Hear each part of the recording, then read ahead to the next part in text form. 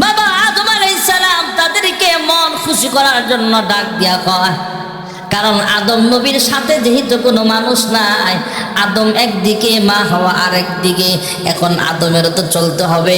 আল্লাহ তাআলা এমন সিস্টেম করে দিলেন, হরিণের ভাষাও আদম পয়গম্বর বুঝতে পারেন। হরিণ যখন আদম নবীর কথা শোনে, আদম নবীর পিছনে ঘুরে যে হরিণগুলো ঘুরতো, ওই হরিণগুলোরে আদম পয়গম্বর ডাক দিয়া কয়, আমার সাথে জান্নাতি পাতা আছে, তোমরা যেহেতু আমার সংস্পর্শে আসো, নাও নাও, তোমাদেরকে আমি জান্নাতি পাতা খাওয়াইলাম। সুবহানাল্লাহ। জান্নাতি পাতা খাওয়াইলেন।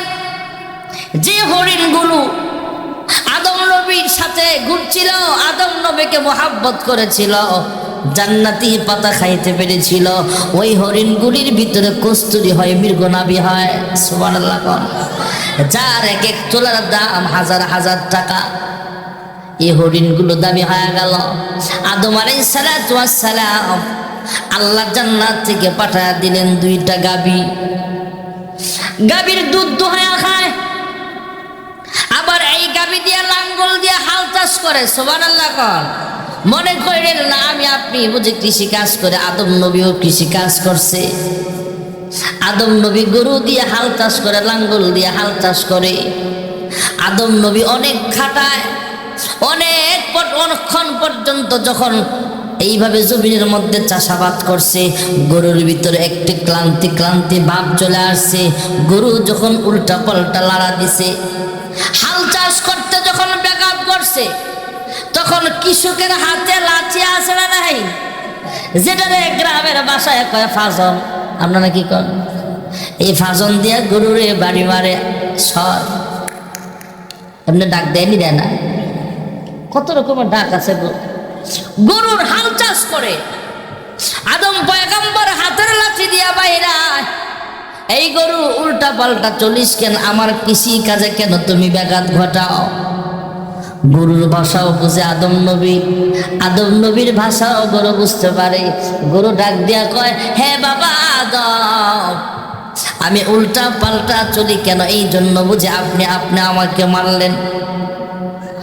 আপনি আমাকে মারলেন কেন? আদম নবী ডাক দিয়া কয়, হে গরু, তোমার আল্লাহ পাঠাইছেন আমার খেদমত করার জন্য। আসমান বানাইলেন আল্লাহ আমার জন্য, জমিন বানাইলেন আল্লাহ আমার জন্য। আল্লাহ জান্নাত থেকে গরু পাঠাইছেন আমার খেদমতের জন্য, উল্টা পাল্টা করো কেন? গরু ডাক দিয়া কয়, হে আদম, জান্নাতের মধ্যে আল্লাহ বলছিল, ওয়ালা তাকরাবা হাযিহিশ শাজারাতা ফাতাকুনা মিনাজ জালিমিন।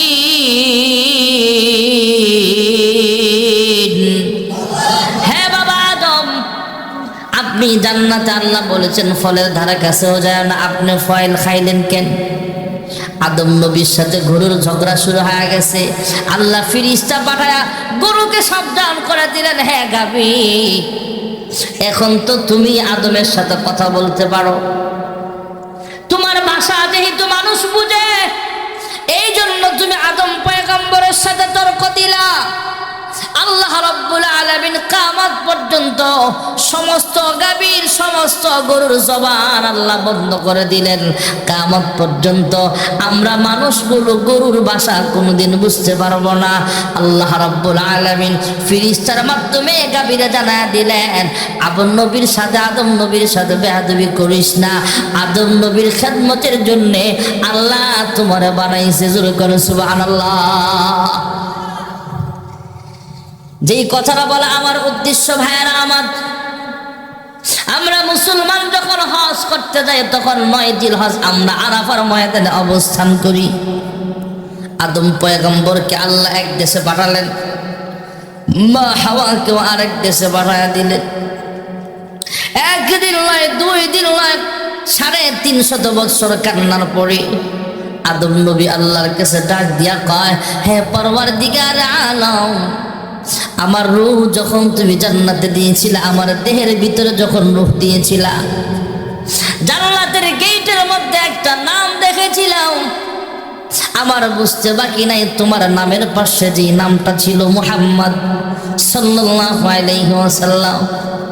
ওই নামটা অবশ্যই তোমার প্রিয় একজন বান্দার নাম, তোমার কাছের কোনো ফ্রেন্ডের নাম। আয় আল্লাহ, ওই নামের বরকতে তুমি আমাদেরকে মাফ করিয়া দাও। মহান আল্লাহ রাব্বুল আলামিন জানায়া দিলেন, হে আদম, আমি আল্লাহ তোমারে মাফ করলাম। এখানেই নয়, আমি আল্লাহ তাআলা তোমাকে পৃথিবীর প্রথম নবী হিসাবে আমি আল্লাহ ঘোষণা করে দিলাম। আদম পয়গম্বর অপরিচিতভাবে ঘুরতে ঘুরতে পাহাড়ের এক পাশ থেকে যখন পাহাড়ের উপরে উঠছে, আরেক পাশ থেকে মা হাওয়া আলাইহিস সালাম 350 বছর পর যখন অপরিচিত অজানা ভাবে পাহাড়ে উঠছে, হঠাৎ করে একজন আরেকজনকে দেখে ফেলেছে, একজন আরেকজনকে জড়ায় ধরেছে। যেই জায়গায় আদম হাওয়া একসাথে হয়েছিল ওই জায়গাটার নাম হলো আরাফার ময়দান। আর যে স্থানে একত্রিত হয়েছিলেন সেটা হলো জাবালে রহমত। ওখানে একটা পিলার গাড়া আছে, ওখানে সম্ভবত আদম হাওয়ার মিলন মেলা হয়েছিল।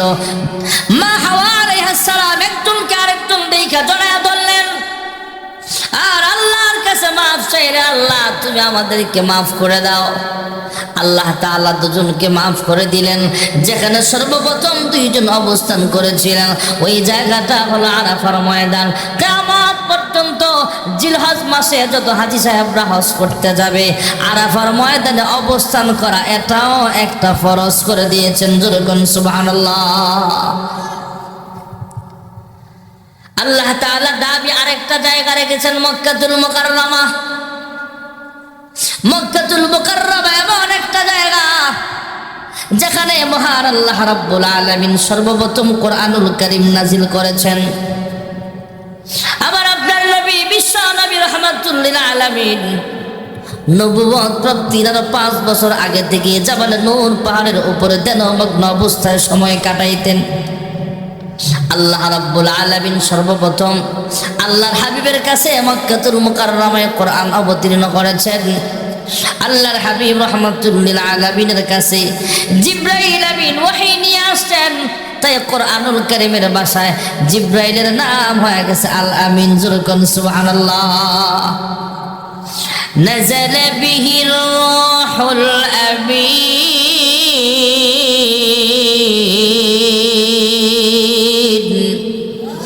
জোরে আল্লাহু আকবার। কোরআনুল কারীম জিবরাইল আমিনের মাধ্যমে অবতীর্ণ করা হয়েছে, তাই জিবরাইল আমিনের নাম হয়ে গেছে আল আমিন।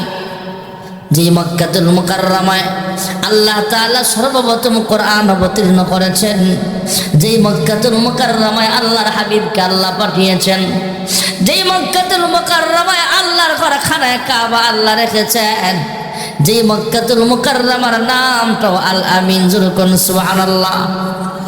আর যে হাবিবের কাছে আল্লাহ কোরআন অবতীর্ণ করেছেন সেই সাহাবে কোরআনের নামটাও আল আমিন। জোরে কোন সুবহানাল্লাহ। ইয়া মুহাম্মদ জগত জালা, ইয়া মুহাম্মদ জগত জালা, কমলি ওয়ালা তোমারি নাম, মদিনা ওয়ালা তোমারি নাম।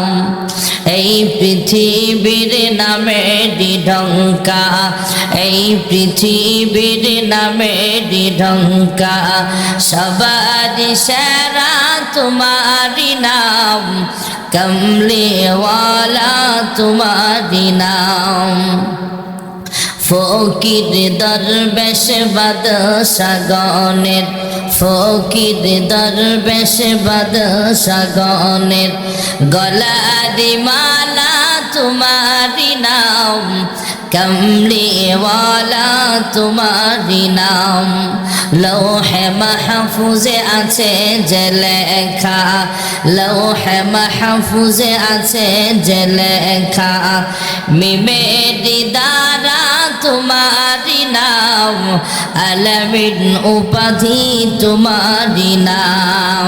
ভাইরা আমার, আমরা সকালে কোন নামাজ পড়ি সবাই বলেন না? এরপরে তারপর তারপর তারপর মাশাআল্লাহ মাহফিল থেকে কিছু আমলও শেখা দরকার আমাদের। এক পোলারা ইমাম সাহেব জিগায়, গোসলের ফরজ কটা? কয় হুজুর তিনটা। কি কি? কয় সাবান, লুঙ্গি, তয়লা। জানে না, এই জন্য মুসলমান গোসলের ফরজ কয়টা? অনেক পোলাপান নেই, স্কুলের পোলাপান জিজ্ঞেলে পারত না, কিন্তু মেসিরে চিনে আবার। ওরে মা